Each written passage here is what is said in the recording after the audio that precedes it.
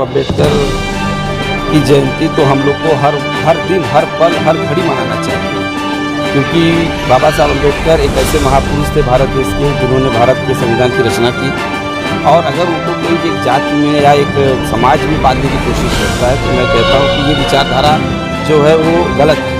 बाबा साहब अम्बेडकर अपने आप में एक महापुरुष थे, महामानव थे, और उन्होंने जिस संविधान की रचना की वो संपूर्ण पूरे विश्व के जितने भी मानव हैं, जीव हैं, सबकी सुरक्षा को ध्यान में रखते हुए और सबके हक की लड़ाई लड़ने के हिसाब से उन्होंने कानून बनाया। एक व्यक्तिगत समाज या व्यक्तिगत आदमी के लिए कानून नियम का पालन नहीं किया।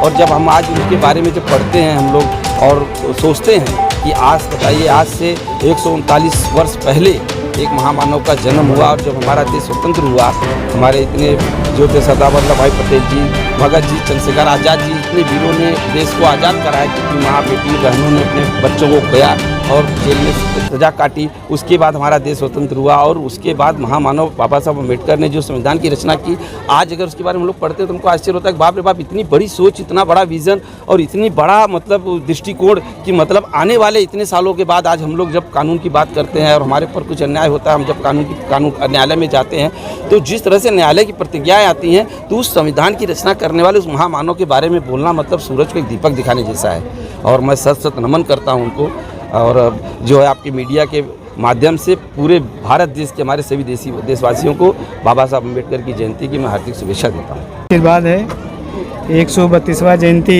जो आज हम लोग मना रहे हैं बाबा साहब की। बाबा साहब ने जो कष्ट उठाया है, लोगों को बोला शिक्षित बनो, संगठित बनो, संघर्ष करो। तो जो लोग संघर्ष कर रहे हैं अपने बच्चे को पढ़ाएं।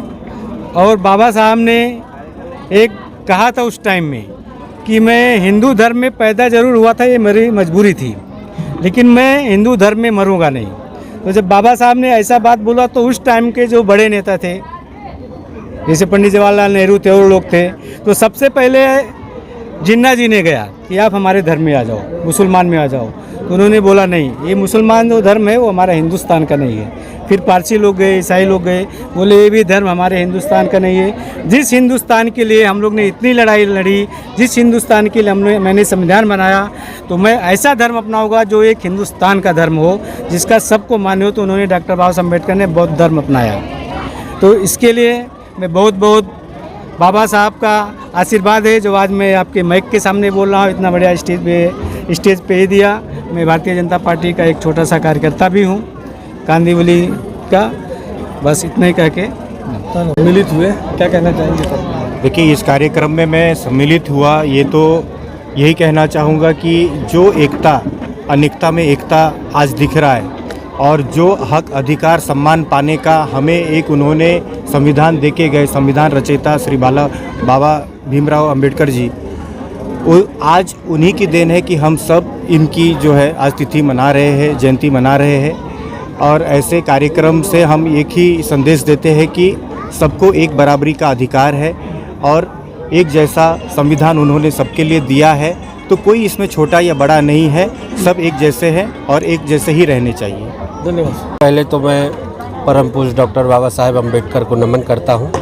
उसके बाद यही कहना चाहता हूं कि आज पंचशील हितवर्धक संघ जो ये कार्यक्रम आयोजित किया, कार्यक्रम बहुत ही बढ़िया रहा, और बाबा साहब की व्याख्या करने लायक हम लोग नहीं हैं। सारा विश्व उनकी व्याख्या करने से बचता है, तो हमारी क्या औकात है। ऐसे बाबा साहब अम्बेडकर को पूरा विश्व महामानव के रूप में जानता है, तो वो हमारे ईश्वर शक्ति से कम नहीं है। उन्होंने जो पूरे हिंदुस्तान को अधिकार दिया, बराबरी का अधिकार दिया, सबको जीने का अधिकार दिया, कानून का अधिकार दिया, तो ये सारा समाज, सारा देश जानता है। और इसके बाद हर साल 14 अप्रैल को ये जयंती मनाई जाती है, इसलिए इस प्रोग्राम में उनको बुलाए। सभी लोगों का धन्यवाद। जय भीम। आयोजन हम यहाँ 95 से करते हैं, और जहाँ तक रही बाबा साहब की बात, तो अभी साहब ने अपने मुखारबिन से आप लोगों को बताया। और बाबा साहब के बारे में तो मैं इतने कहूँगा कि वो इतने महान थे कि जिस व्यक्ति को बचपन में स्कूल के अंदर पढ़ने तक के लिए मौका नहीं दिया गया, वो व्यक्ति एक दिन आकर के हमारे देश का संविधान लिखा, इतने महान थे। तो उनको हम महामानव कहें, बाबा साहब कहें या डॉक्टर अंबेडकर कहें, ये तो हमारे आपके विचार के ऊपर निर्भर है। लेकिन बाबा साहब कितने महान थे, आप इसी से अंदाजा कर सकते हैं।